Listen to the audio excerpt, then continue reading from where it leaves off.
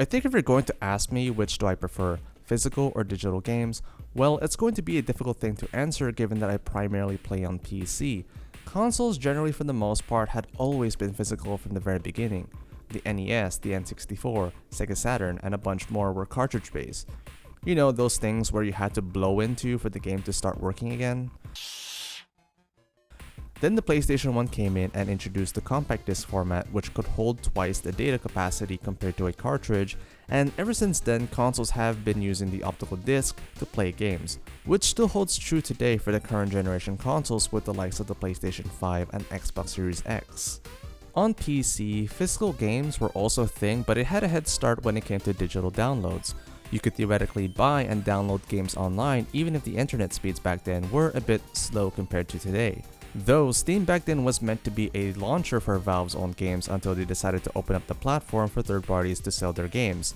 Since then, Steam became the go-to platform for PC gamers. Microsoft did try to compete with Steam with games for Windows Live, but that never ended up being successful for them. For consoles, digital downloads weren't a thing until the PS3 and Xbox 360 generation.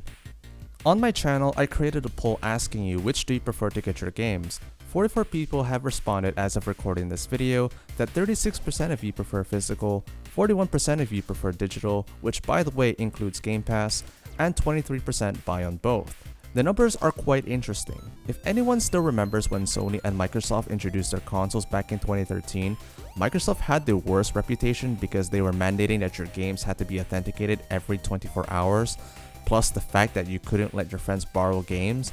And then Sony came in with their announcement of the PS4 that they wouldn't be imposing those restrictions.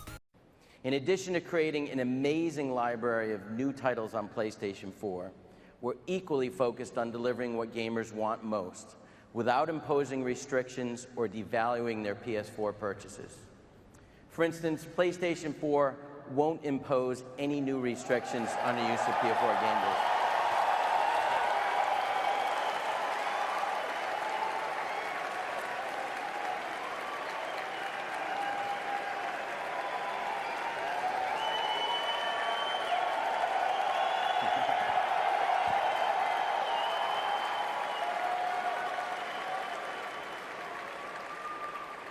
Guess that's a good thing. To top it all off, they posted a video on YouTube roasting Microsoft on how to let your friends borrow games, which I still think is funny to watch. This is how you share your games on PS4.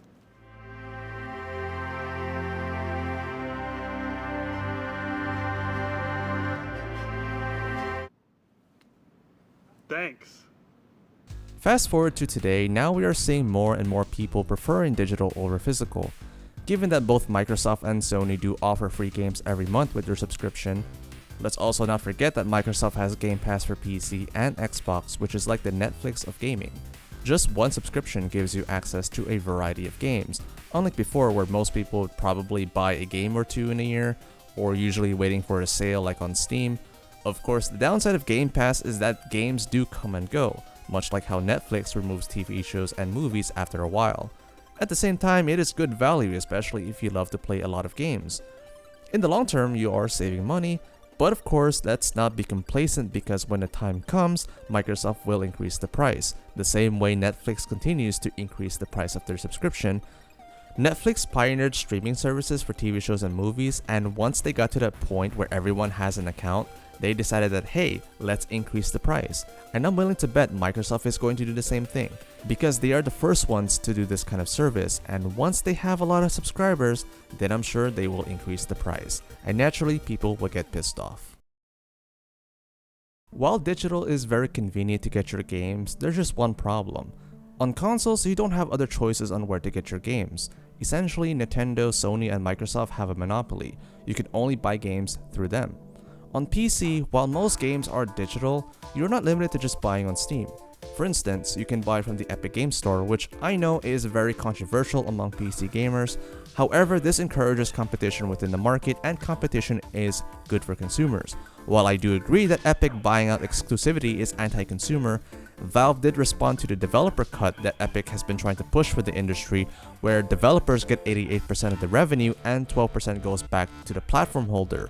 In response, Valve lowered their developer cut depending on certain conditions. If you make less than $10 million in revenue, there will be a 30% cut, which is the standard rate. If your game makes revenue between 10 million to 50 million, then this goes down to 25%, and anything over 50 million, Valve will only take 20%. You see what competition can do? With physical, there are different places to get your games. In most cases, you either buy new or used games. With perfect luck, you can get a bunch of games at a lower price compared to buying them digitally. I still remember a few years ago at GameStop, I wanted to buy Final Fantasy XIII Lightning Returns for my Xbox 360. The original price was $62.99, then my friend was nice enough to let me use his Power Up Pro card, and I actually got a huge discount on the game. I believe I got it for $40, so I saved $20 from that, quite a huge difference. Another pitfall, however, for digital is the fact that companies can change the content of those games at any time for any reason. A good example of this is the original GTA games like GTA 3, Vice City, San Andreas, and even GTA 4. If you bought those games today on Steam, you'll find out that those games are missing radio station music. This is because Rockstar pushed an update to remove those songs. Why? Because the licenses for those music have expired and Rockstar has no intention on renewing them. The only way to play the original experience is to find a physical copy and play them through an emulator or original hardware. Physical discs are timeless compared to digital. I know it does seem like digital has a lot of pitfalls, but that's just the reality of how it works. You see, with digital games, you don't own anything. You're only given a license to play those games. And because you're given the rights to play those games, should your account be suspended for any reason or banned, then your license will be revoked and essentially losing everything that you bought. Then there's another scenario. What if game companies decide that it's not profitable to run those stores for old consoles? Nintendo recently announced that the eShop for the Wii U and 3DS are shutting down this year. Sony even tried to do the same for the PS3 last year. So once those services have shut down, then you don't have access to the games you bought anymore. Because again, you're licensed to play those games, they may eventually stop working as it can't authenticate itself to make sure you own it, which ironically is the system that Microsoft was heavily on implementing for the Xbox One. But of course with digital, I'd say the only two things that I prefer over physical. One is that you don't need to worry about disc being scratched or worn out. 2. The convenience. Sometimes you go into the store and find out that they don't have the game that you want. So in most cases you have to buy the game digitally or order it online. Even then, ordering online means that you need to wait a few days for it to arrive. And probably downloading it would be faster than waiting for it to arrive at my doorstep. But yeah, those are the two things that I really prefer with digital than physical, is the convenience and having to not worry about wear and tear on my disc. I'd also put physical games saving storage space, but given that most games today install themselves on the hard drive or SSD, it doesn't really matter.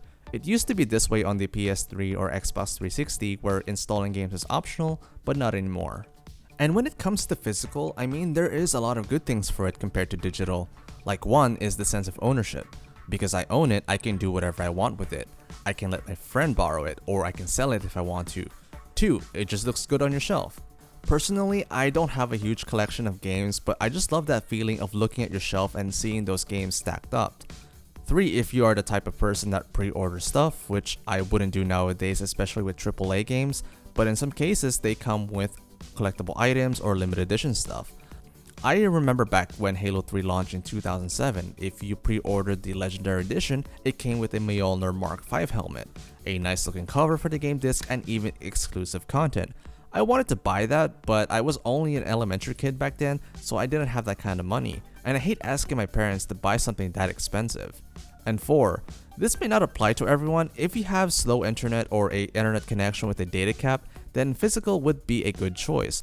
Plus, updating games, especially single player games, are completely optional. And just one more thing about physical is the importance of game preservation. Remember what I said about those GTA games? If you bought the digital versions, it is missing content. In contrast to the physical disc, those content is already on the disc. Once the game has been printed, whichever version's on that disc is there forever, and preserving that is important for the history of gaming. Keeping the originals the way the game is meant to be played is important, and let's not forget that. I just want to make this clear that I'm not here to change your stance or your preference. If you prefer to stick to digital, then that's great. Same for those that prefer physical. This video is meant to give you a perspective of the two, especially digital games where corporations have full control of how the game is distributed. And it is important to keep in mind that corporations like Microsoft and Sony are not your friends. Remember that both are selling digital-only consoles with the likes of the PS5 Digital Edition and the Xbox Series S. What's stopping them from going fully digital for the next generation console? And I don't want a future where corporations dictate how we can get our games. Alright, that's all I have to say. Once again, I want to ask you guys, do you prefer physical or digital, or even both? Post them in the comments below. Thank you for watching. I'll see you in the next one. Bye for now.